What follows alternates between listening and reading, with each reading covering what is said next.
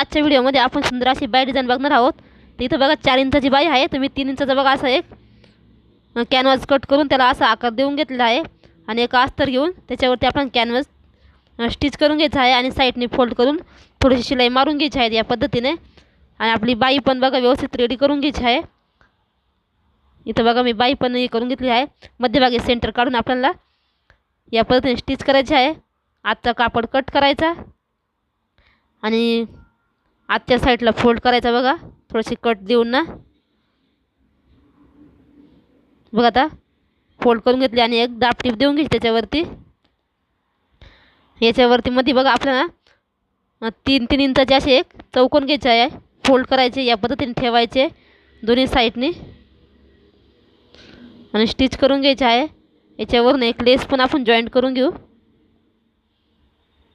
आणि मध्यभागी एक मणी लावायचा